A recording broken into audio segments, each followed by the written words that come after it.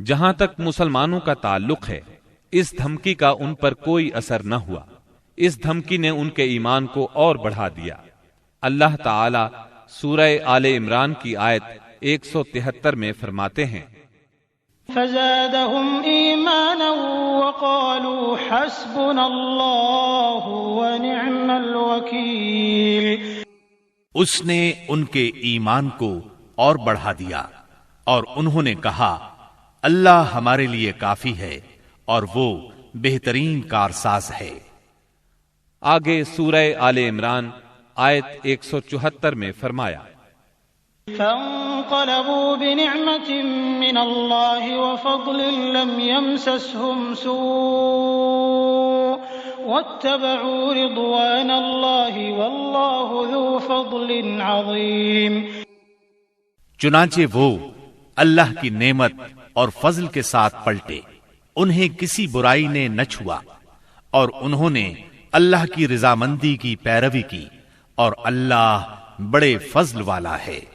اس سال یعنی 3 ہجری میں سیدنا حسن رضی اللہ عنہ پیدا ہوئے۔ نبی کریم صلی اللہ علیہ وسلم نے سیدنا عمر فاروق رضی اللہ عنہ کی بیٹی سیدہ حفصہ رضی اللہ عنہا سے نکاح کیا۔ سیدہ زینب بنت خزیمہ رضی اللہ عنہا سے بھی نکاح فرمایا، لیکن یہ چند ماہ زندہ رہیں۔ وراثت کا قانون بھی اسی سال نازل ہوا۔ مشرکہ سے نکاح مسلمانوں کے لیے اب تک جائز تھا، اسی سال حرام قرار پایا۔ احد میں مسلمانوں کو جو وقتی شکست اٹھانا پڑی، اس کے اثرات اچھے نہیں نکلے۔ دشمن دلیر ہو گئے اور وہ کھل کر مد مقابل آ گئے، اور کئی واقعات ایسے پیش آئے جو مسلمانوں کے حق میں بہتر نہیں تھے۔ یہاں ہم ان واقعات کا ذکر کرتے ہیں۔ ازل اور قارہ قبائل کے کچھ لوگ رسول اللہ صلی اللہ علیہ وسلم کے پاس آئے اور درخواست کی، اے اللہ کے رسول، ہمارے ہاں اسلام کا چرچا ہے لیکن دین سکھانے والا کوئی نہیں، لہٰذا آپ ہمیں دین سکھانے اور قرآن پڑھانے کے لیے کچھ لوگوں کو بھیج دیں۔ نبی اکرم صلی اللہ علیہ وسلم نے ان کی درخواست سن کر اپنے 10 صحابہ کو سیدنا عاصم بن ثابت رضی اللہ عنہ کی امارت میں روانہ فرمایا۔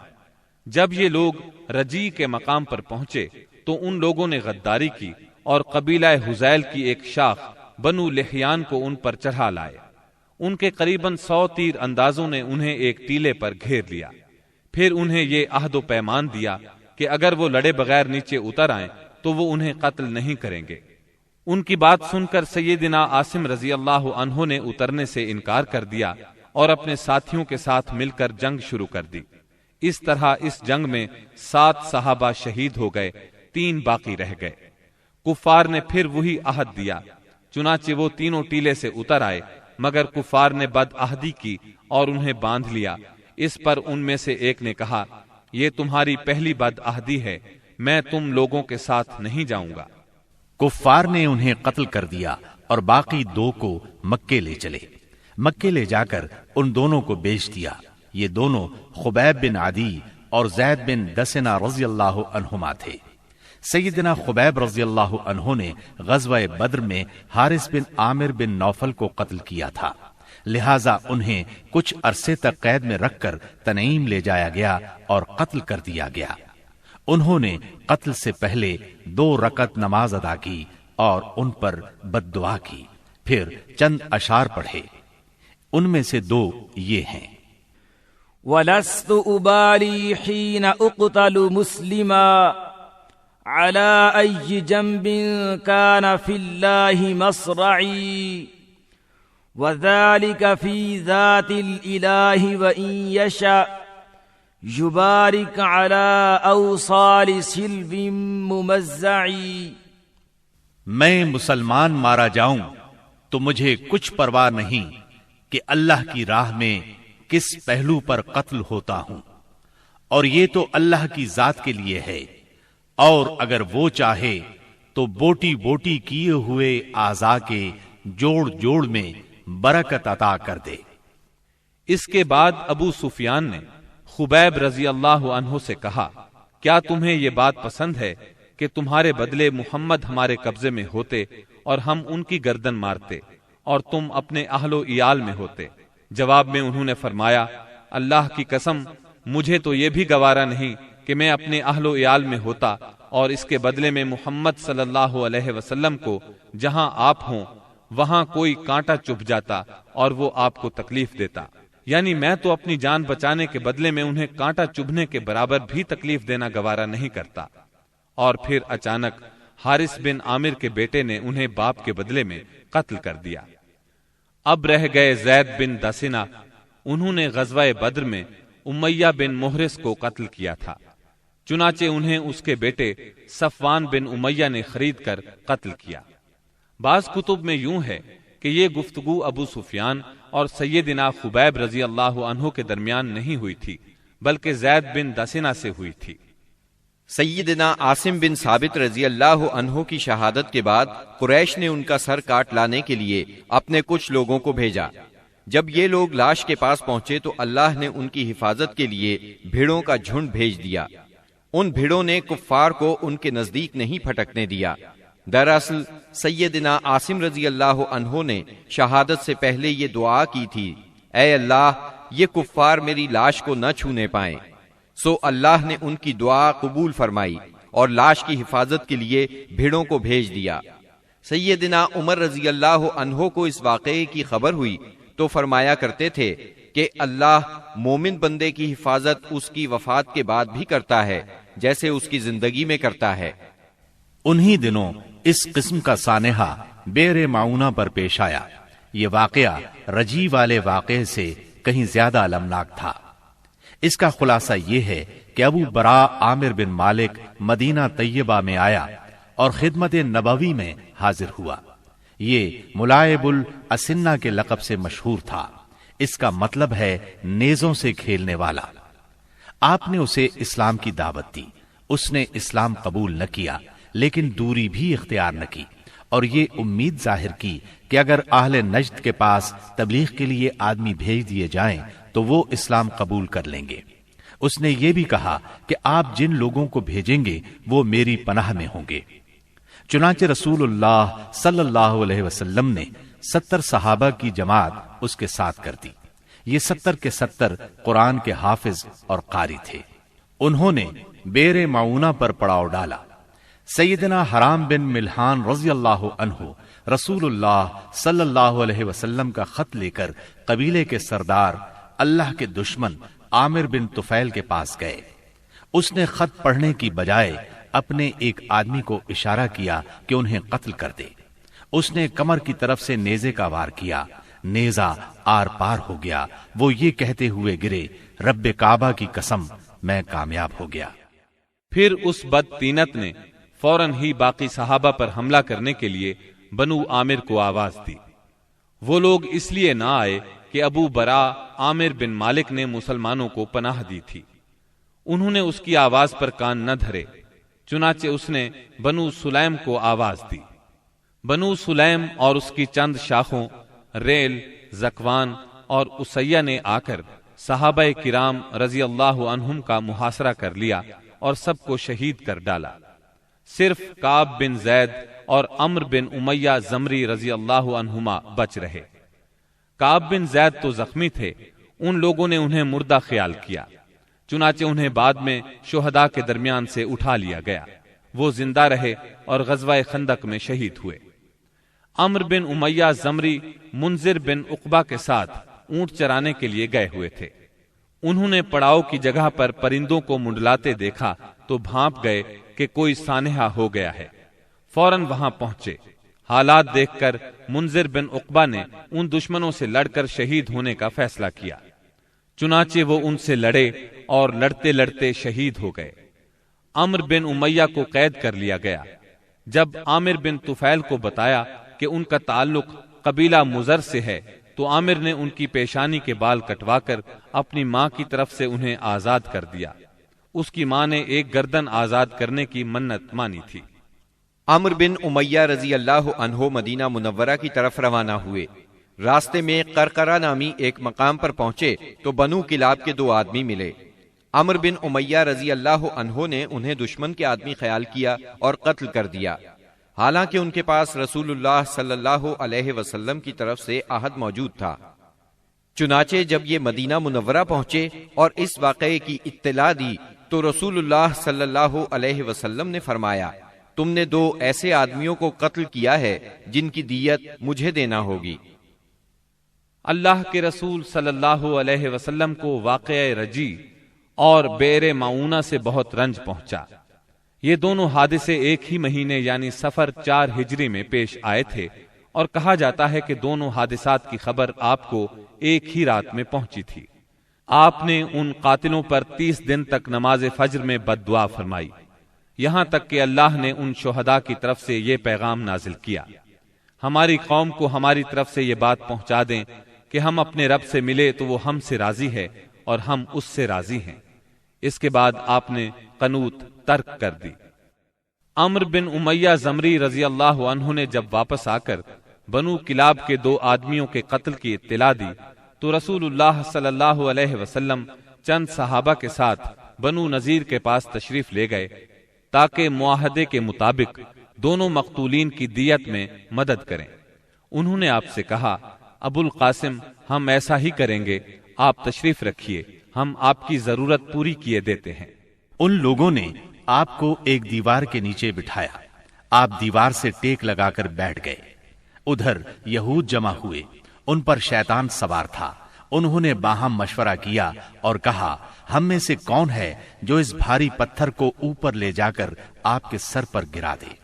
اس پر ایک بدبخت ترین یہودی عمرو بن جہاش اٹھا، اس نے کہا، یہ کام میں کروں گا۔ پھر اس نے پتھر اٹھایا اور اس کو اوپر کی طرف لے چلا۔ ادھر سیدنا جبرائیل علیہ السلام نے آ کر نبی صلی اللہ علیہ وسلم کو ان کے ارادے کی خبر کر دی۔ چنانچہ آپ تیزی سے اٹھے اور مدینہ منورہ چلے آئے۔ بعد میں صحابہ رضی اللہ عنہم بھی آپ سے آ ملے، آپ نے انہیں سازش سے آگاہ فرمایا۔ اس واقعے پر نبی کریم صلی اللہ علیہ وسلم نے محمد بن مسلمہ رضی اللہ عنہ کو بنو نذیر کے پاس بھیجا۔ ان کے ذریعے سے آپ نے یہود کو پیغام دیا، تم لوگ مدینے سے نکل جاؤ، اب تم یہاں نہیں رہ سکتے، تمہیں 10 دن کی مہلت ہے، اس کے بعد جو یہاں نظر آیا اس کی گردن مار دی جائے گی۔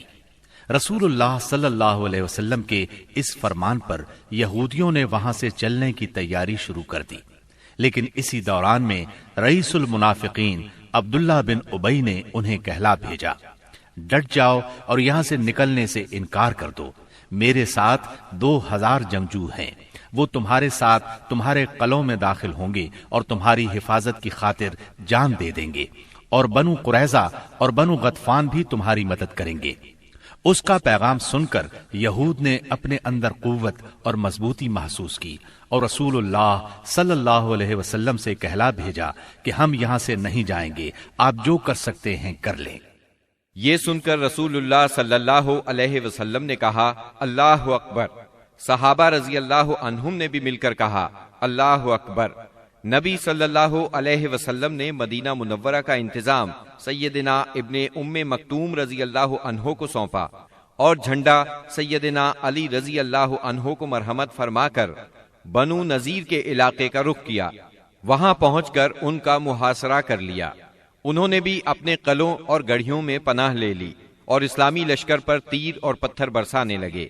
نبی صلی اللہ علیہ وسلم نے دیکھا کہ کھجور کے درخت اور باغات ان کے لیے ڈھال بنے ہوئے ہیں، چنانچہ آپ نے ان کو کاٹ دینے اور جلا دینے کا حکم فرمایا۔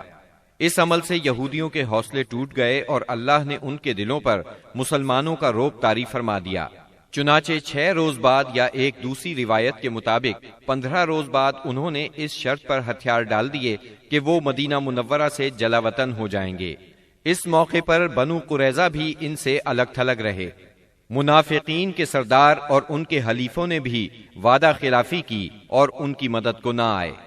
رسول اللہ صلی اللہ علیہ وسلم نے انہیں اجازت دی کہ وہ ہتھیاروں کے سوا جو ساز و سامان چاہیں لے جا سکتے ہیں، چنانچہ ان سے جو کچھ ہو سکا لے گئے، یہاں تک کہ دروازے، کھڑکیاں، کھوٹیاں اور چھتوں کی کڑیاں تک لے گئے۔ اللہ تعالی سورۃ الحشر کی آیت 2 میں اس بارے میں فرماتے ہیں، يخربون بيوتهم بأيديهم وأيدي المؤمنين فاعتبروا يا أولي الأبصار۔ وہ اپنے ہاتھوں اور اہل ایمان کے ہاتھوں اپنے گھر برباد کر رہے تھے، پس اے اہل بصیرت عبرت پکڑو۔ اس جلا وطنی کے بعد ان کی اکثریت اور بڑے لوگوں نے خیبر میں قیام کیا۔ ان کا ایک چھوٹا گروہ ملک شام جا بسا۔ رسول اللہ صلی اللہ علیہ وسلم نے ان کی زمین اور علاقہ خاص مہاجرین اولین میں تقسیم فرما دیا۔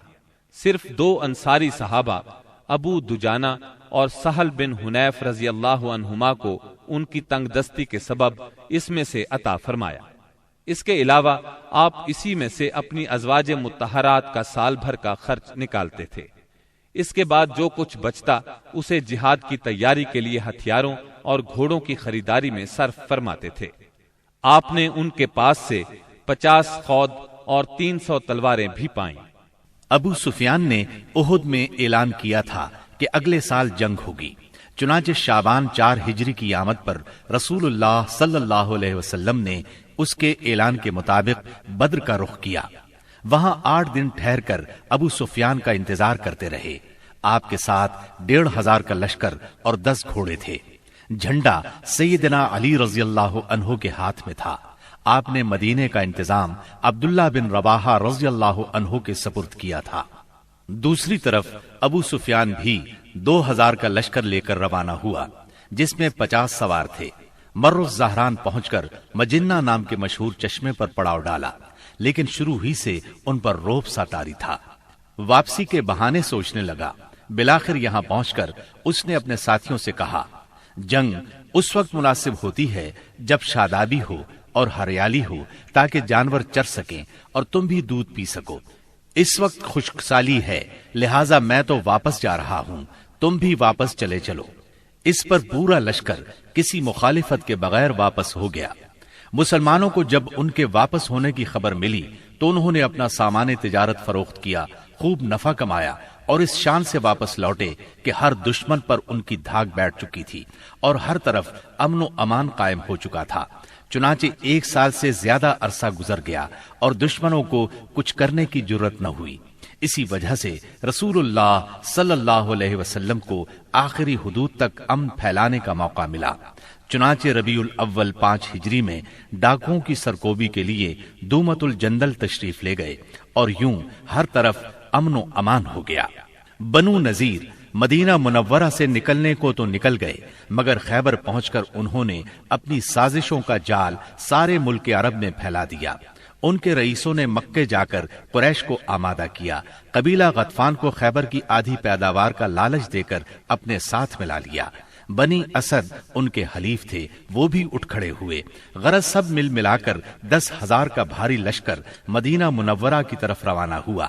جب نبی اکرم صلی اللہ علیہ وسلم کو ان کی چڑھائی کی خبر ملی تو آپ نے صحابہ کرام رضی اللہ عنہم سے مشورہ کیا۔ سیدنا سلمان فارسی رضی اللہ عنہ نے مشورہ دیا کہ شہر کے 3 اطراف میں دشوار گزار پہاڑ، مکانات اور کھجوروں کے گھنے باغات ہیں جو پناہ کا کام دیتے ہیں۔ صرف شمالی سمت کھلی ہے، اگر وہاں خندق کھود دی جائے تو شہر کا حملہ روکا جا سکتا ہے۔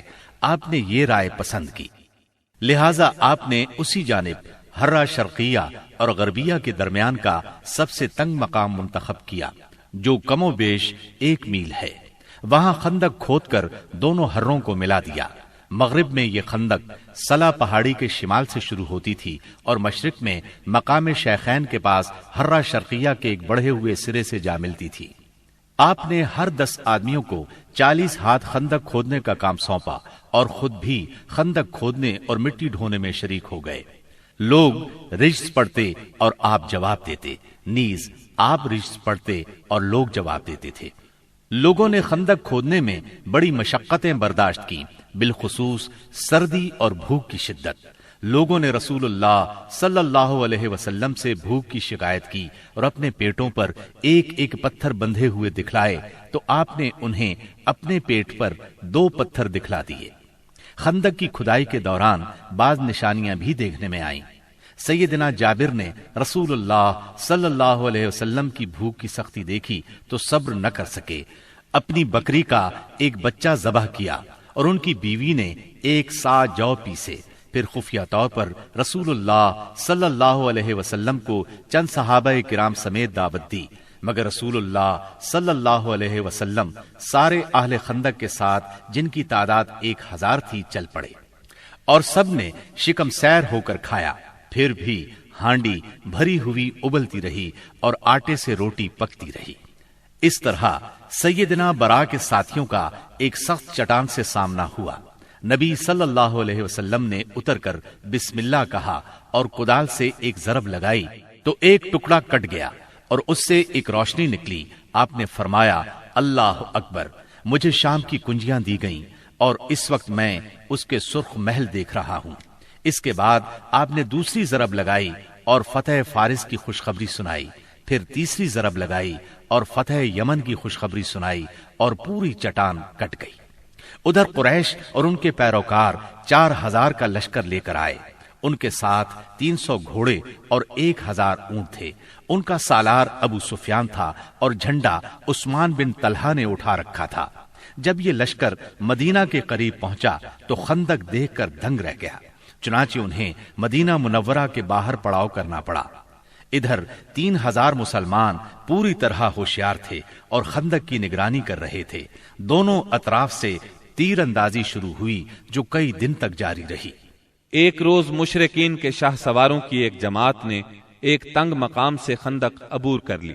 ان لوگوں میں عمرو بن عبد ود، اکرمہ بن ابی جہل اور زرار بن خطاب وغیرہ شامل تھے۔ ان کے گھوڑے اندر داخل ہو کر چکر کاٹنے لگے۔ ایسے میں سیدنا علی رضی اللہ عنہ چند مسلمانوں کے ساتھ نکلے اور جس مقام سے انہوں نے خندق عبور کی تھی اس پر قبضہ کر لیا۔ اس طرح انہوں نے ان لوگوں کا واپسی کا راستہ بند کر دیا۔ اس پر عمرو بن عبد ود نے انہیں مقابلے کے لیے للکارا۔ وہ بہت بہادر اور ظالم تھا۔ سیدنا علی رضی اللہ عنہ نے کوئی بات کہہ کر اسے بھڑکا دیا۔ وہ گھوڑے سے اتر آیا۔ اب دونوں نے ایک دوسرے پر بڑھ چڑھ کر وار کیے۔ آخر سیدنا علی نے اسے ایک کاری ضرب لگائی، وہ وہیں ڈھیر ہو گیا۔ باقی مشرک بھاگ نکلنے میں کامیاب ہو گئے۔ بھاگتے وقت ان کی بدحواسی کا عالم یہ تھا کہ اکرمہ اپنا نیزہ چھوڑ گیا۔ نوفل بن عبداللہ خندق میں جا گرا، جسے مسلمانوں نے قتل کر دیا۔ اب مشرکین نے تیر اندازی شروع کر دی۔ تیروں کے ساتھ وہ پتھر بھی برسا رہے تھے۔ مسلمان عورتیں ایک قلعے میں محفوظ تھیں۔ وہ قلعہ بنو قریظہ کے پاس تھا۔ بنو قریظہ نے جب یہ دیکھا کہ مسلمان حملے کی زد میں ہیں، ادھر میدان خالی ہے، تو قلعے پر قبضے کے برے ارادے سے قلعے کی طرف بڑھے۔ ایک یہودی تو پھاٹک کے پاس پہنچ گیا۔ عورتوں نے بھی انہیں دیکھ لیا اور ان کے ارادے کو بھانپ لیا۔ سیدنا زبیر رضی اللہ عنہ کی والدہ اور نبی کریم صلی اللہ علیہ وسلم کی پھوپھی سیدہ صفیہ رضی اللہ عنہا آگے بڑھیں اور اس پر حملہ کر دیا۔ آن کی آن میں وہ ڈھیر ہو گیا۔ انہوں نے اس کا سر کاٹ کر میدان میں پھینک دیا۔ اپنے ساتھی کا سر دیکھ کر بنو قریظہ کے لوگ یہ سمجھے کہ قلعے میں مسلمانوں کی فوج موجود ہے، لہٰذا آگے بڑھنے سے رک گئے اور واپس لوٹ گئے۔ غزوہ خندق شوال 5 ہجری میں پیش آیا تھا۔ مشرکین نے قریباً 1 ماہ تک مسلمانوں کا محاصرہ جاری رکھا۔ اس کا مطلب ہے محاصرہ شوال میں شروع ہوا اور ذیقعد میں ختم ہوا۔ ابن سعد کا بیان ہے کہ جس روز رسول اللہ صلی اللہ علیہ وسلم واپس ہوئے وہ بدھ کا روز تھا اور ذیقعد کے ختم ہونے میں صرف 7 دن باقی تھے۔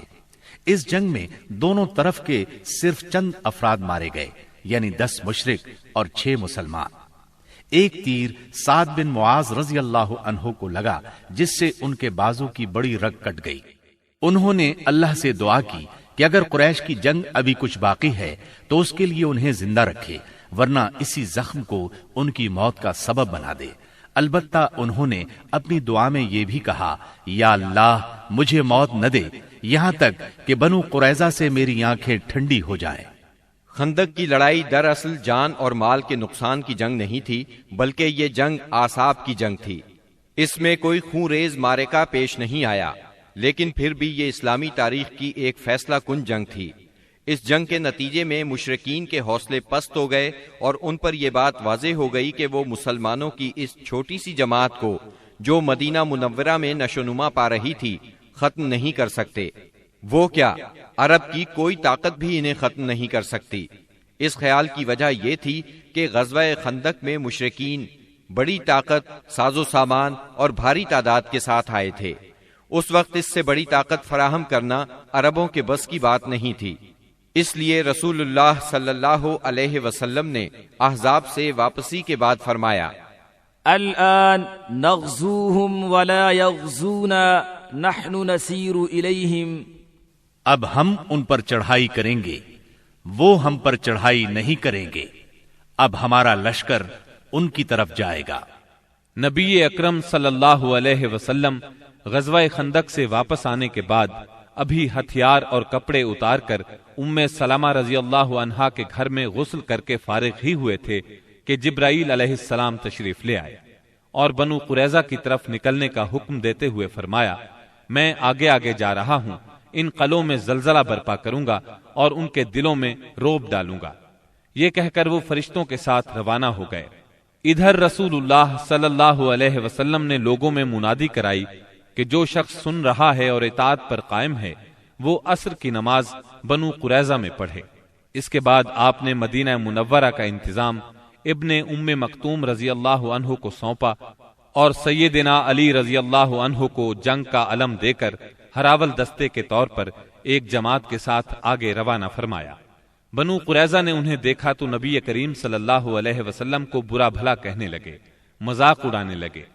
ادھر اعلان سن کر مسلمان بھی جھٹ پٹ تیار ہوئے اور نکل پڑے۔ بعض لوگ ابھی راستے میں تھے کہ عصر کا وقت ہو گیا، چنانچہ کچھ لوگوں نے وہی نماز پڑھ لی اور کچھ نے بنو قریظہ پہنچ کر نماز پڑھی۔ رسول اللہ صلی اللہ علیہ وسلم بھی مہاجرین اور انصار کے ساتھ نکلے۔ آپ نے بنو قریظہ کے دیار میں پہنچ کر انا نامی کنویں پر پڑاؤ ڈالا۔ اللہ تعالیٰ نے بنو قریظہ کے دلوں پر ایسا روب طاری کیا کہ وہ اپنے قلعوں اور گڑھیوں سے نکل ہی نہ سکے، انہیں لڑائی کی جرت نہ ہوئی۔ مسلمانوں نے بھی سختی سے محاصرہ جاری رکھا۔ جب یہود نے دیکھا کہ محاصرہ طول پکڑتا جا رہا ہے تو چاہا کہ اپنے بعض مسلمان حلیفوں سے مشورہ کریں، چنانچہ انہوں نے رسول اللہ صلی اللہ علیہ وسلم سے درخواست کی کہ وہ ابو لبابہ کو بھیج دیں تاکہ ان سے مشورہ کر لیا جائے۔ آپ نے ابو لبابہ کو بھیج دیا۔ انہیں دیکھ کر مرد حضرات ان کی طرف دوڑ پڑے، عورتیں اور بچے ان کے سامنے دھاڑے مار کر رونے لگے۔ اس کیفیت کو دیکھ کر ابو لبابہ رضی اللہ عنہ پر رقت طاری ہو گئی۔ اس پر یہود نے کہا، کیا آپ مناسب سمجھتے ہیں کہ ہم محمد صلی اللہ علیہ وسلم کے فیصلے پر ہتھیار ڈال دیں؟ انہوں نے کہا، ہاں یہی کرنا چاہیے۔ ساتھ ہی انہوں نے ہاتھ سے اپنے حلق کی طرف اشارہ کیا۔ اس کا مطلب یہ تھا کہ ذبح کر دیے جاؤ گے۔ تاہم انہیں فوراً ہی احساس ہوا کہ یہ اشارہ کر کے انہوں نے اللہ اور اس کے رسول صلی اللہ علیہ وسلم سے خیانت کی ہے۔ چنانچہ وہاں سے واپس لوٹے تو سیدھے مسجد نبوی میں پہنچے، خود کو ایک ستون سے باندھ لیا اور قسم کھائی، اب مجھے اللہ کے رسول صلی اللہ علیہ وسلم ہی اپنے ہاتھ مبارک سے کھولیں گے۔ رسول اللہ صلی اللہ علیہ وسلم کو اس کی اطلاع ہوئی تو آپ نے فرمایا، اگر وہ میرے پاس آ گئے ہوتے تو میں ان کے لیے مغفرت کی دعا کر دیتا، لیکن جب وہ یہ کام کر بیٹھے ہیں تو ہم بھی انہیں چھوڑے رکھیں گے یہاں تک کہ اللہ ہی ان کے بارے میں فیصلہ فرما دے۔ ادھر محاصرے نے مزید طول پکڑا تو بنو قریظہ کے حوصلے بالکل پست ہو گئے۔ چنانچہ 25 روز کے بعد انہوں نے اپنے آپ کو رسول اللہ صلی اللہ علیہ وسلم کے حوالے کر دیا اور کہا، آپ ہمارے بارے میں جو فیصلہ مناسب سمجھیں وہ کریں۔ آپ نے مردوں کو باندھ لیا، عورتوں اور بچوں کو علیحدہ کر لیا۔ اس پر قبیلہ اوس کے لوگوں نے عرض کیا، یہ ہمارے حلیف ہیں، ان پر رحم فرمائیں، جس طرح خزرج کے حلیفوں بنو قینقاع پر احسان فرمایا تھا۔ آپ نے فرمایا، کیا آپ لوگ اس بات پر راضی ہیں کہ آپ کے بارے میں آپ ہی کا ایک آدمی فیصلہ کر دے؟ انہوں نے کہا، کیوں نہیں، ہمیں یہ بات منظور ہے۔ آپ نے سیدنا سعد بن معاذ رضی اللہ عنہ کو بلوا بھیجا۔ انہیں غزوہ خندق میں زخم لگا تھا، اس کی وجہ سے وہ مدینہ منورہ میں تھے۔ انہیں گدھے پر سوار کر کے لایا گیا۔ جب یہ رسول اللہ صلی اللہ علیہ وسلم کے قریب پہنچے تو آپ نے فرمایا، اپنے سردار کی طرف اٹھو۔ چنانچہ یہ لوگ اٹھ کر ان کے استقبال کے لیے گئے۔ انہیں دونوں طرف سے گھیر لیا اور کہنے لگے، سعد اپنے حلیفوں کے بارے میں حسن سلوک کیجیے گا۔ سیدنا سعد رضی اللہ عنہ خاموش تھے، انہوں نے ان کی بات کا کوئی جواب نہ دیا۔ جب لوگوں نے بہت زور دیا تو بولے، اب وقت آ گیا ہے، سعد کو اللہ تعالی کے بارے میں کسی ملامت کرنے والے کی ملامت کی پرواہ نہیں۔ یہ سن کر بعض لوگ وہیں سے مدینہ منورہ کی طرف پلٹ آئے اور قیدیوں کی موت کا اعلان کر دیا۔ جب سیدنا سعد رضی اللہ عنہ اترے اور انہیں بتایا گیا کہ بنو قریظہ ان کی ثالثی پر رضامند ہیں تو انہوں نے فیصلہ سنایا، مردوں کو قتل کر دیا جائے، عورتوں اور بچوں کو قیدی بنا لیا جائے اور اموال تقسیم کر دیے جائیں۔ رسول اللہ صلی اللہ علیہ وسلم نے فرمایا، تم نے ان کے بارے میں وہی فیصلہ کیا ہے جو 7 آسمانوں کے اوپر سے اللہ تعالی کا فیصلہ ہے۔ یہ فیصلہ یہودی شریعت کے مطابق تھا، بلکہ ان کی شریعت کے فیصلے کے مقابلے میں زیادہ رحم اور نرمی پر مبنی تھا۔ سیدنا سعد رضی اللہ عنہ کے اس فیصلے کے بعد بنو قریظہ کو مدینہ منورہ لایا گیا اور بنو نجار کی ایک عورت کے گھر میں قید کر دیا گیا۔ یہ حارث کی بیٹی تھی۔ اس کے بعد مدینہ منورہ کے بازار میں خندقیں کھودی گئیں، پھر انہیں ایک ایک گروہ کر کے لے جایا گیا اور ان خندقوں میں ان کی گردنیں ماری گئیں۔ ان کی تعداد 400 کے قریب تھی۔ یہ بھی کہا جاتا ہے کہ 6 اور 700 کے درمیان تھی۔ انہی کے ساتھ بنو نذیر کا سردار حیی بن اخطب بھی مارا گیا۔ یہ یہود کے ان 20 سرداروں میں سے تھا جنہوں نے قریش اور غطفان کو غزوہ احزاب کے لیے تیار کیا تھا۔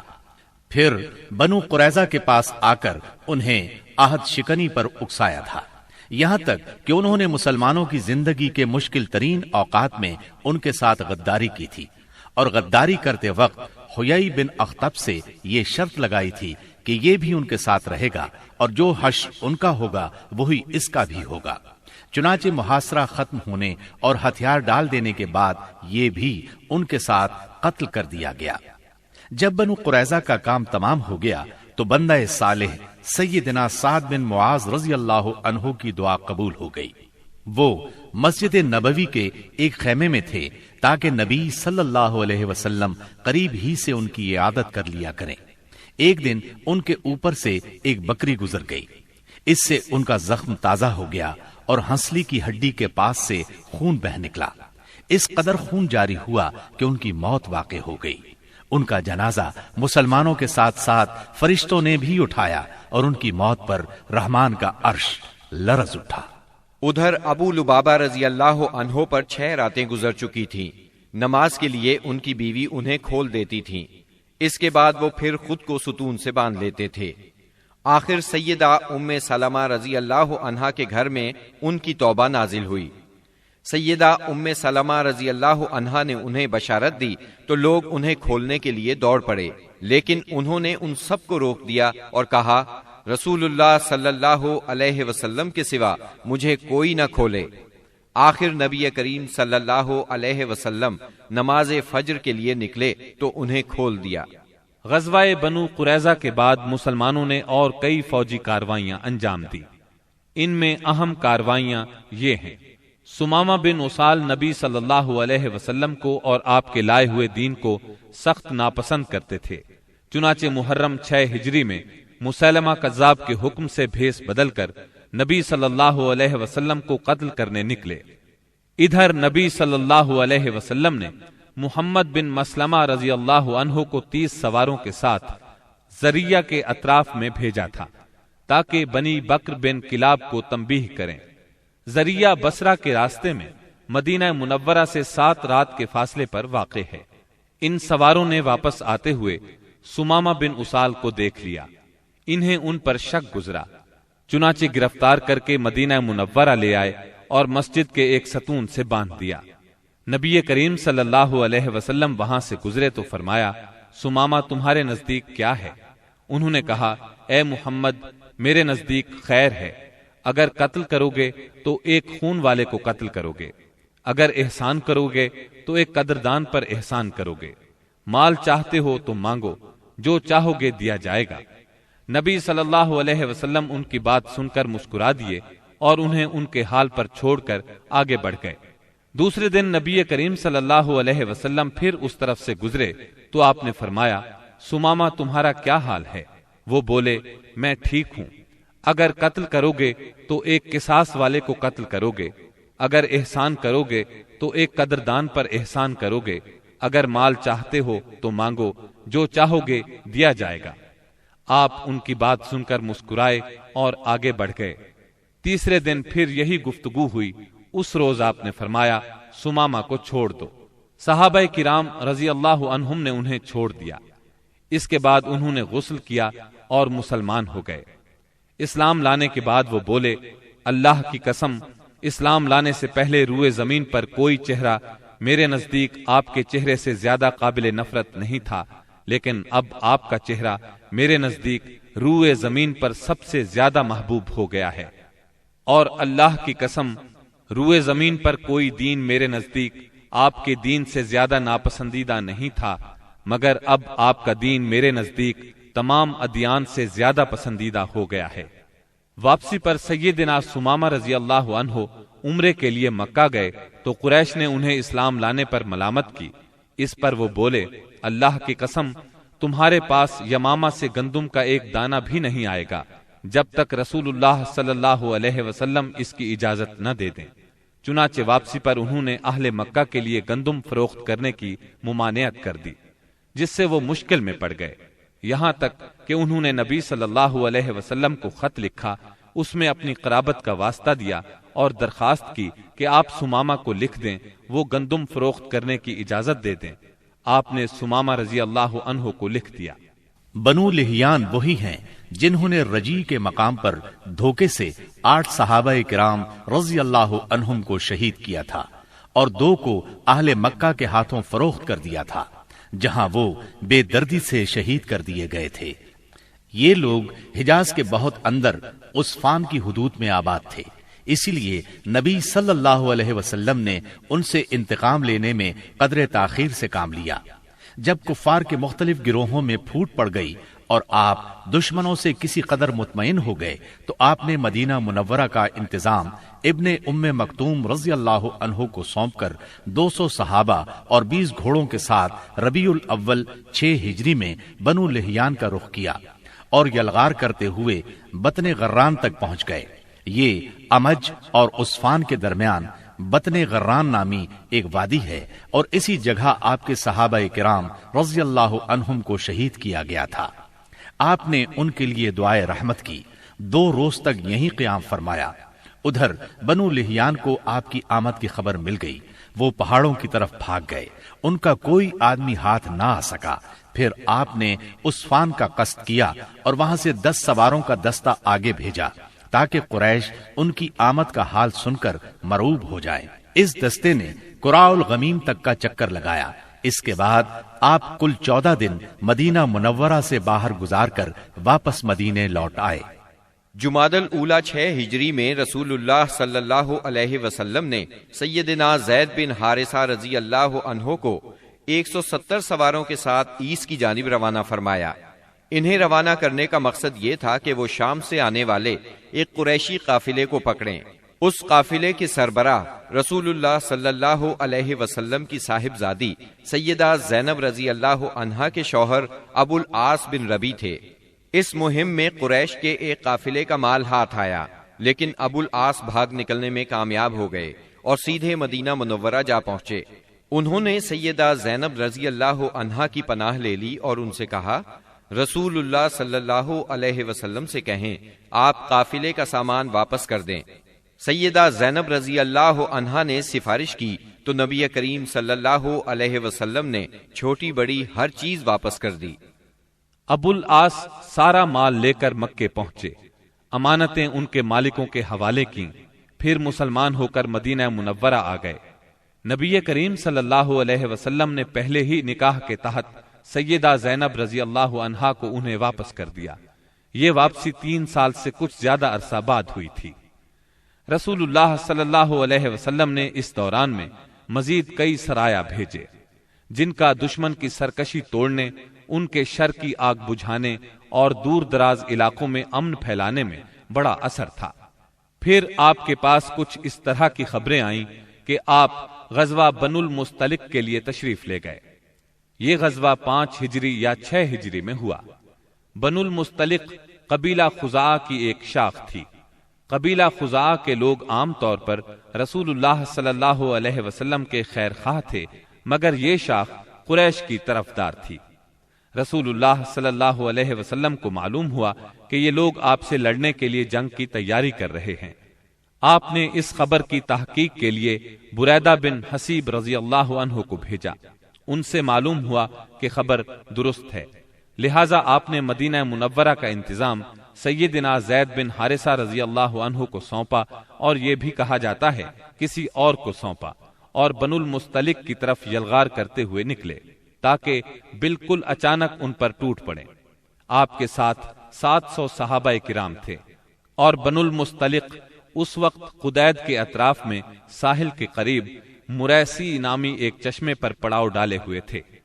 آپ نے اس حال میں ان پر چھاپا مارا کہ وہ غافل تھے، بعض کو قتل کیا، عورتوں اور بچوں کو گرفتار کیا اور مال مویشی پر قبضہ کر لیا۔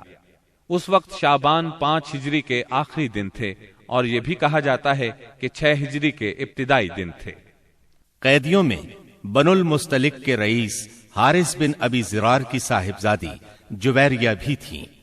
مدینہ منورہ آ کر ان کے اسلام لانے پر نبی صلی اللہ علیہ وسلم نے انہیں آزاد کر کے ان سے شادی کر لی۔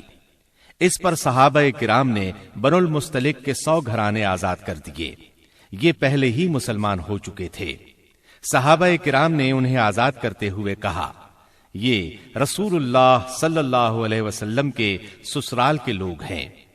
اس طرح ام المومنین سیدہ جویریہ رضی اللہ عنہا اپنی قوم کے لیے نہایت عظیم اور برکت والی خاتون ثابت ہوئیں۔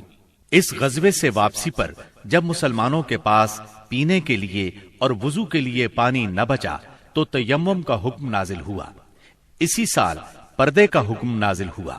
مسلمان عورتوں اور مردوں کو نگاہ نیچی رکھنے کا حکم دیا گیا۔ پردے کے متعلق احکامات سورہ نور کی آیت 30 اور 31 میں تفصیل سے موجود ہیں۔ پردے کے اس حکم سے پاکیزہ خواتین بلکہ سبھی خواتین کی عزت و عصمت کو ہمیشہ کے لیے پناہ گاہ مل گئی، اور انسانی معاشرے میں عورتوں کی عزت اور وقار کو انتہائی قابل قدر تحفظ مل گیا۔ اس طرح عورتوں کے لیے احترام میں اس قدر اضافہ ہوا کہ جو کائنات کے کسی اور نظام نے عورتوں کو عطا نہیں کیا تھا۔ خواتین کو اگر اپنا مقام، مرتبہ، حیثیت اور اہمیت معلوم کرنا ہو تو انہیں تعلیم اسلام کے راستے میں یہ سب کچھ میسر ہوگا۔ چند سال پہلے تک اسلام کے راستے میں مصائب اور مشکلات کے پہاڑ حائل تھے، لیکن اب رسول اللہ صلی اللہ علیہ وسلم کے اعجاز، اخلاق اور تدبر سے اور مسلمانوں کے اخلاص، ایثار اور کوششوں سے وہ ایک ایک کر کے دور ہو گئے۔ اب اسلام کی ترقی کی راہ میں بس 2 ہی رکاوٹیں رہ گئی تھیں، ایک مکہ کے مشرک، دوسرے خیبر کے یہودی۔ مکے کے مشرکوں سے آپ یہ چاہتے تھے کہ وہ اسلام کی تحریک کو امن و امان سے آگے بڑھنے دیں، اور جو لوگ خوشی سے اسلام کے حلقے میں آنا چاہیں انہیں یہ موقع دیا جائے۔ مکہ معظمہ میں غریب اور کمزور مسلمان عورتوں، بچوں اور بے بس مسلمان مردوں کو جو نظر بند کر رکھا ہے انہیں مدینہ منورہ آنے دیا جائے۔ مسلمانوں کو مکہ آنے جانے اور خانہ کعبہ کے طواف اور حج کی آزادی مل جائے۔ دوسری طرف رسول اللہ صلی اللہ علیہ وسلم خیبر کے یہود سے صرف یہ چاہتے تھے کہ وہ اسلام کی طاقت کو تسلیم کر لیں۔ یہ دونوں رکاوٹیں اس سال کے دوران صلح حدیبیہ اور یہود کے مکمل خاتمے سے دور ہو گئیں۔ مہاجرین کو مکہ معظمہ چھوڑے قریباً 6 سال بیت چکے تھے۔ کچھ لوگ کعبے کی زیارت کو بہت ترس رہے تھے اور کچھ اپنے رشتہ داروں سے ملنے کے لیے بے چین تھے۔ دونوں جذبے فطری تھے۔ ہجرت کے مقدس فریضے نے اس فطری جذبے کو دبا دیا تھا۔ ہجرت کے 6 سال مدینہ منورہ میں رسول اللہ صلی اللہ علیہ وسلم کو خواب دکھلایا گیا کہ آپ اور آپ کے صحابہ امن کے ساتھ مسجد حرام میں داخل ہوئے۔ آپ نے خانہ کعبہ کی کنجی لی اور صحابہ کرام سمیت بیت اللہ کا طواف اور عمرہ کیا۔ پھر کچھ لوگوں نے سروں کو منڈوایا اور کچھ نے قصر کروایا۔ آپ نے صحابہ کرام رضی اللہ عنہم کو اس خواب کی اطلاع دی اور یہ بتلایا کہ آپ عمرہ ادا فرمائیں گے۔ لہذا صحابہ کرام بھی سفر کے لیے تیار ہو گئے۔ آپ نے مدینہ کے گرد و پیش کی آبادیوں میں بھی روانگی کا اعلان فرما دیا، لیکن انہوں نے چلنے میں دیر کر دی۔ رسول اللہ صلی اللہ علیہ وسلم پیر کے روز یکم ذی قعد 6 ہجری کو 1400 مہاجرین و انصار کے ساتھ مدینہ منورہ سے روانہ ہوئے اور اپنے ساتھ قربانی کے جانور بھی لیے تاکہ لوگ جان لیں کہ آپ جنگ کے لیے نہیں عمرے کے لیے جا رہے ہیں۔ ذوالحلیفہ پہنچ کر جانوروں کو قلادے پہنائے گئے، ان کی کوہانے چیر کر نشان بنایا اور عمرے کا احرام باندھا۔ نبی صلی اللہ علیہ وسلم نے سفر جاری رکھا۔ عسفان پہنچے تو آپ کو اطلاع دی گئی کہ قریش مسلمانوں کو بیت اللہ سے روکنے اور جنگ کرنے کا تہیہ کیے بیٹھے ہیں۔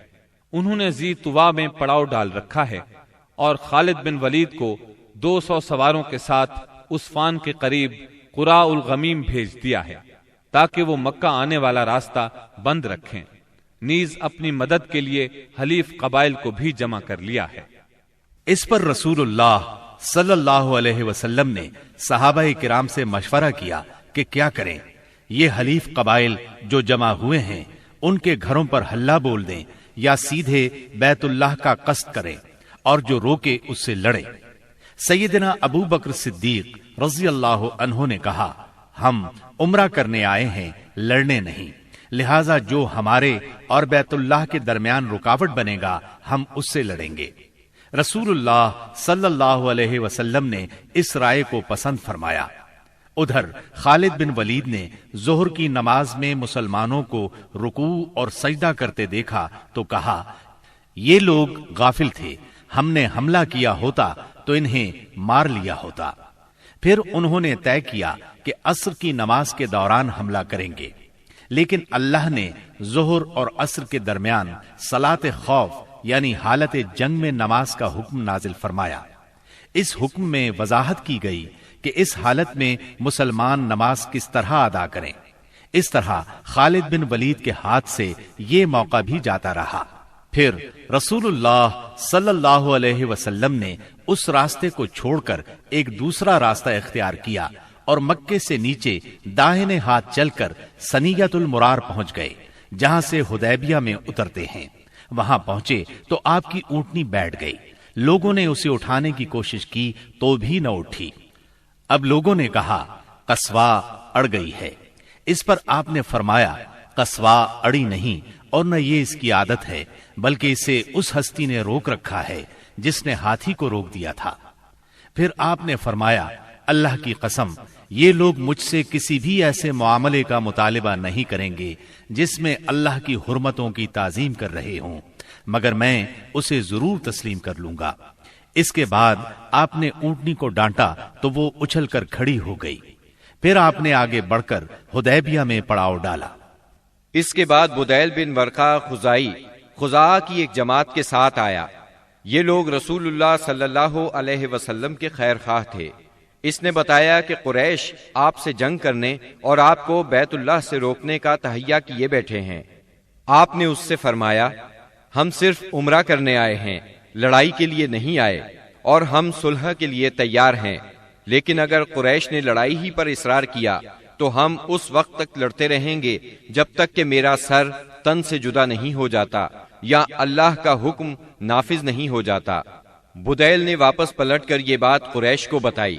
انہوں نے مکرز بن حفص کو بھیجا۔ آپ نے اس سے بھی وہی بات کہی جو بدیل سے کہی تھی۔ اس کے بعد قریش نے حلیف قبائل کے سردار حلیس بن علقمہ کو بھیجا۔ جب وہ نمودار ہوئے تو رسول اللہ صلی اللہ علیہ وسلم نے فرمایا، یہ شخص ایسی قوم سے تعلق رکھتا ہے جو قربانی کے جانوروں کا بہت احترام کرتی ہے، لہٰذا جانوروں کو کھڑا کر دو۔ صحابہ کرام نے جانوروں کو کھڑا کر دیا اور خود بھی لبیک پکارتے ہوئے اس کا استقبال کیا۔ اس نے یہ حالت دیکھی تو کہا، سبحان اللہ، ان لوگوں کو بیت اللہ سے روکنا ہرگز مناسب نہیں۔ بھلا یہ کیا کہ لخم، جزام اور حمیر کے لوگ تو حج کریں اور عبد المطلب کا بیٹا بیت اللہ سے روک دیا جائے۔ بیت اللہ کے رب کی قسم، قریش برباد ہوئے، یہ لوگ عمرہ کرنے آئے ہیں۔ قریش نے یہ بات سنی تو کہا، بیٹھ جاؤ، تم عرابی ہو، تمہیں چال بازیوں کا علم نہیں۔ اس کے بعد قریش نے عروہ بن مسعود ثقفی کو بھیجا۔ اس نے آ کر بات کی۔ رسول اللہ صلی اللہ علیہ وسلم نے اس سے بھی وہی کہا جو بدیل سے کہا تھا۔ اس نے دربار نبوت کی کیفیت دیکھی تو دنگ رہ گیا۔ اس نے مکہ واپس جا کر کہا، میں نے قیصر و کسریٰ کے دربار دیکھے ہیں، مگر جیسے جانثار محمد بن عبداللہ کو ملے ہیں ان کی کوئی مثال نہیں۔ ان کے نبی جب وضو کرتے ہیں تو یہ لوگ وضو کا پانی زمین پر نہیں گرنے دیتے۔ اب رسول اللہ صلی اللہ علیہ وسلم نے طے کیا کہ قریش کے پاس ایک سفیر بھیجیں جو انہیں یقین دلائے کہ آپ عمرہ ہی کے لیے آئے ہیں۔ چنانچہ آپ نے سیدنا عثمان بن عفان رضی اللہ عنہ کو روانہ فرمایا اور انہیں یہ حکم بھی دیا کہ وہ مکہ کے کمزور مومن مردوں اور عورتوں کے پاس جا کر انہیں قریب ہی فتح کی بشارت سنائیں اور یہ بتلا دیں کہ اللہ تعالی اپنے دین کو مکہ میں ظاہر اور غالب کرنے والا ہے، یہاں تک کہ کسی کو ایمان چھپانے کی ضرورت نہیں ہوگی۔ سیدنا عثمان رضی اللہ عنہ ابان بن سعید اموی کی پناہ میں مکہ معظمہ کے اندر داخل ہوئے اور پیغام پہنچایا۔ قریش نے سیدنا عثمان کو پیشکش کی کہ بیت اللہ کا طواف کر لیں۔ اس پر سیدنا عثمان رضی اللہ عنہ نے فرمایا، یہ کیسے ممکن ہے کہ رسول اللہ صلی اللہ علیہ وسلم کو تو بیت اللہ سے روک دیا جائے اور عثمان طواف کرے۔ پھر انہوں نے سیدنا عثمان رضی اللہ عنہ کو روک لیا۔ غالباً وہ چاہتے تھے کہ آپس میں مشورہ کر لیں، پھر جواب سمیت انہیں رخصت کریں، لیکن ان کے واپس پہنچنے میں دیر ہوئی تو مسلمانوں میں یہ افواہ پھیل گئی کہ انہیں قتل کر دیا گیا ہے۔ چونکہ قاصد کے قتل کا مطلب اعلان جنگ ہے، اس لیے رسول اللہ صلی اللہ علیہ وسلم نے فرمایا، ہم اس جگہ سے ٹل نہیں سکتے یہاں تک کہ ان لوگوں سے مارکہ آرائی نہ کر لیں۔ پھر آپ نے ایک درخت کے نیچے 1400 صحابہ کرام سے بیعت لی۔ صحابہ نے بڑی گرمجوشی کے ساتھ موت پر اور میدان سے نہ بھاگنے پر بیعت کی۔ اس موقع پر رسول اللہ صلی اللہ علیہ وسلم نے اپنا ایک ہاتھ دوسرے ہاتھ سے پکڑ کر فرمایا، یہ عثمان کا ہاتھ ہے۔ لیکن جب بیعت مکمل ہو چکی تو سیدنا عثمان رضی اللہ عنہ بھی آ گئے۔ اللہ نے اس بیعت کی فضیلت میں سورۃ الفتح کی آیت 18 نازل فرمائی۔ لقد رضي الله عن المؤمنين إذ يبايعونك تحت الشجرة یقیناً اللہ مومنین سے راضی ہوا جب وہ آپ سے درخت کے نیچے بیعت کر رہے تھے، اور یہیں سے اس کا نام بیعت رضوان مشہور ہوا۔ قریش نے اس بیعت کا حال سنا تو ان پر بڑا زبردست رعب طاری ہوا اور انہوں نے صلح کرنے کے لیے سہیل بن عمرو کو بھیجا۔ سہیل بن عمرو نے لمبی گفتگو کی۔ آخر کار یہ شرائط طے ہوئیں۔ نمبر 1، رسول اللہ صلی اللہ علیہ وسلم اس سال مکے میں داخل ہوئے بغیر لوٹ جائیں گے، اگلے سال مکے آئیں گے اور 3 روز قیام کریں گے۔ ان کے ساتھ کوئی ہتھیار نہیں ہوگا، صرف تلواریں ہوں گی، وہ بھی میان کے اندر۔ نمبر 2، فریقین میں 10 سال کے لیے جنگ بند رہے گی۔ نمبر 3، جو شخص محمد صلی اللہ علیہ وسلم کے عہد میں داخل ہونا چاہے داخل ہو سکتا ہے، اور جو قریش کے عہد میں داخل ہونا چاہے داخل ہو سکتا ہے۔ نمبر 4، قریش کا جو آدمی مسلمانوں کی پناہ میں جائے گا مسلمان اسے قریش کے حوالے کر دیں گے، لیکن مسلمانوں کا جو آدمی قریش کی پناہ میں آئے گا قریش اسے واپس نہیں کریں گے۔ نمبر 5، اس کے بعد آپ نے سیدنا علی رضی اللہ عنہ کو بلایا اور املا کرائی کہ لکھو بسم اللہ الرحمن الرحیم۔ اس پر سہیل بن عمرو نے کہا، ہم نہیں جانتے کہ رحمان کیا ہے، آپ بسمک اللہم لکھیں۔ رسول اللہ صلی اللہ علیہ وسلم نے انہیں یہی لکھنے کا حکم فرمایا۔ پھر آپ نے املا لکھوائی۔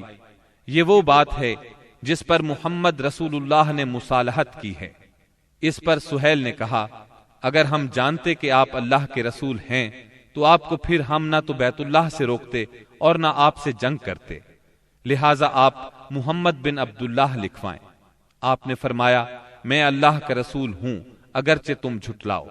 پھر آپ نے سیدنا علی رضی اللہ عنہ کو حکم فرمایا، لفظ رسول اللہ کو مٹا کر محمد بن عبداللہ لکھیں۔ سیدنا علی رضی اللہ عنہ نے مٹانا گوارا نہ کیا، اس لیے نبی کریم صلی اللہ علیہ وسلم نے خود اپنے دست مبارک سے مٹایا۔ پھر پوری دستاویز کے 2 نسخے لکھے گئے، ایک نسخہ قریش کے لیے، دوسرا مسلمانوں کے لیے۔ صلح نامہ حدیبیہ کی شرائط ظاہر میں بہت سخت تھیں، اسی لیے بعض پرجوش مسلمانوں کو ان کے ماننے میں تأمل ہو رہا تھا، لیکن جب خود رسول اللہ صلی اللہ علیہ وسلم ان کو مان چکے تو پھر انکار کی جرت کون کرتا؟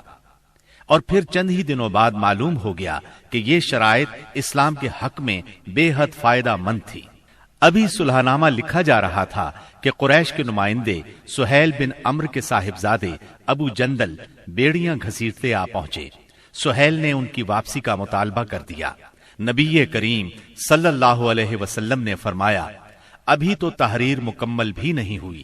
اس پر سہیل نے کہا، تب میں آپ سے صلح ہی نہیں کرتا۔ آپ نے فرمایا، اچھا تم اسے میری خاطر چھوڑ دو۔ اس نے کہا، یہ بھی نہیں ہو سکتا۔ پھر سہیل نے ابو جندل کو مارا۔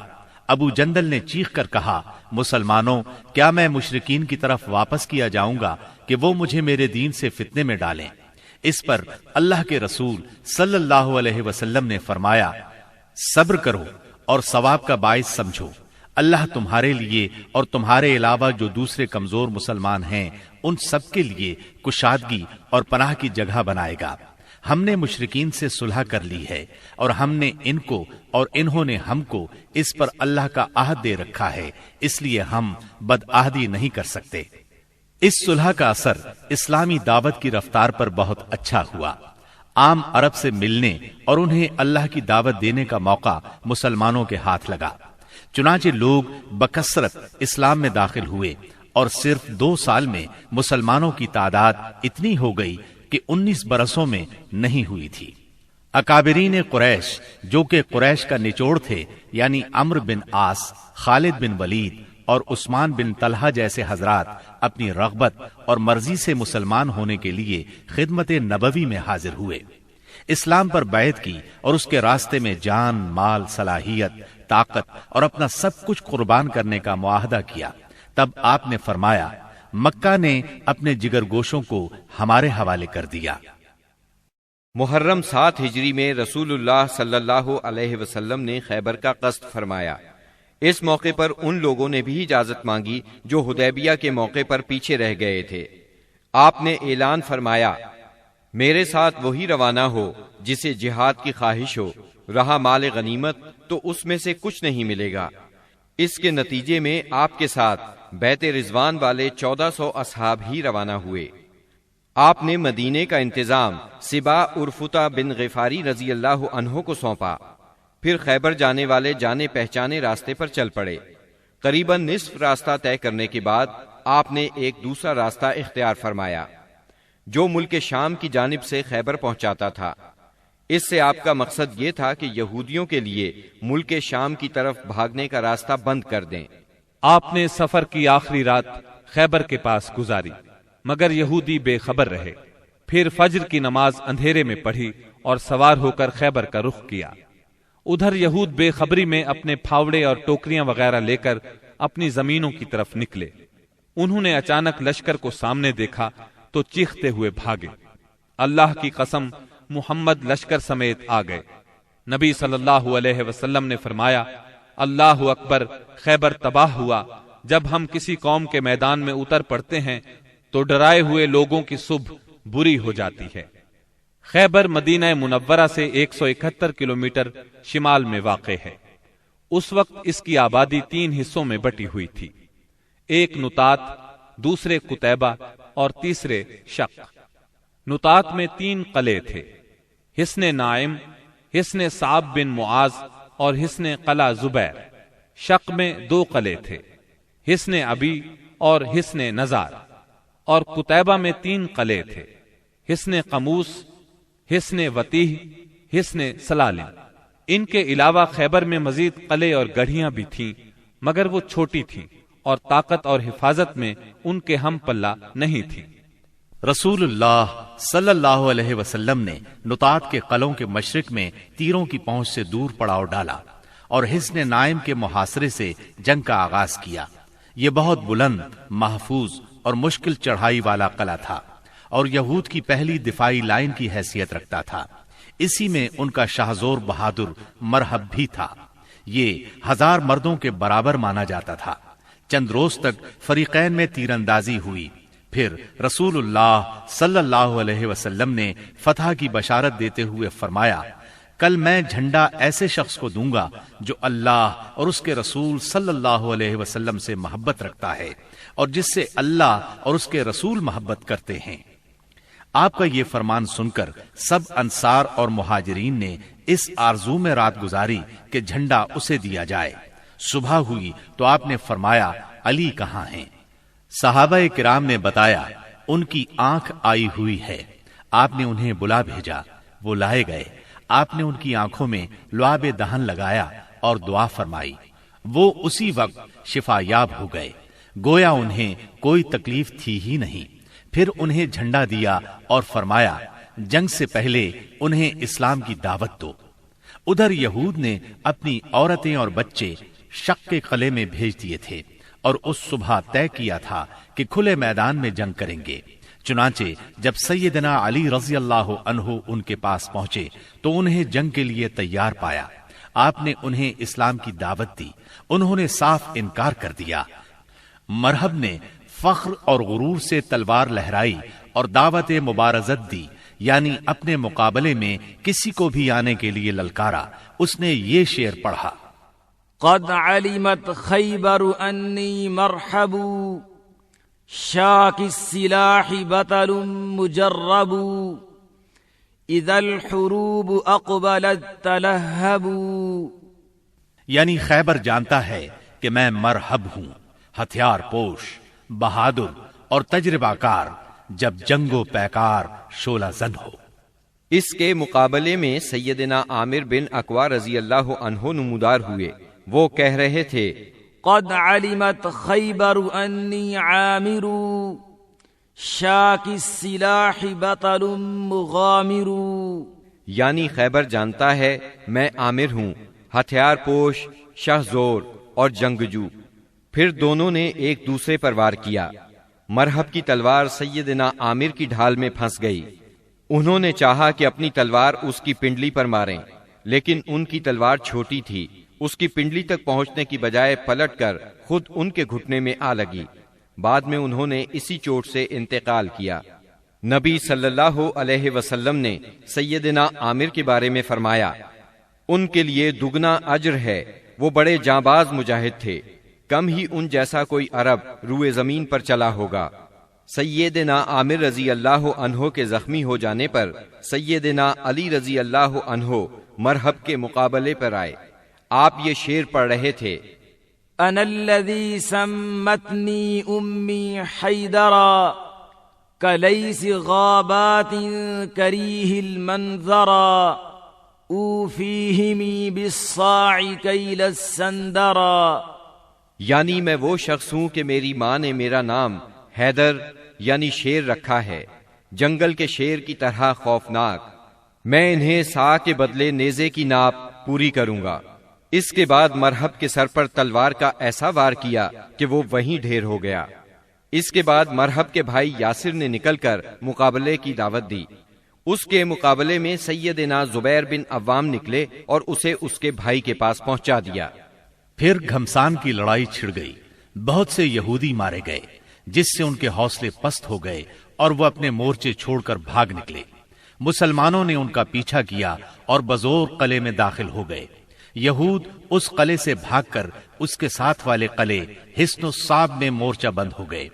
ادھر مسلمانوں کو قلعہ حصن نائم میں بہت سا غلہ، کھجوریں اور اسلحہ ملا۔ اس کے بعد مسلمانوں نے سیدنا حباب بن منذر رضی اللہ عنہ کی قیادت میں حصن صعب کا محاصرہ کر لیا۔ یہ محاصرہ 3 دن جاری رہا۔ تیسرے دن رسول اللہ صلی اللہ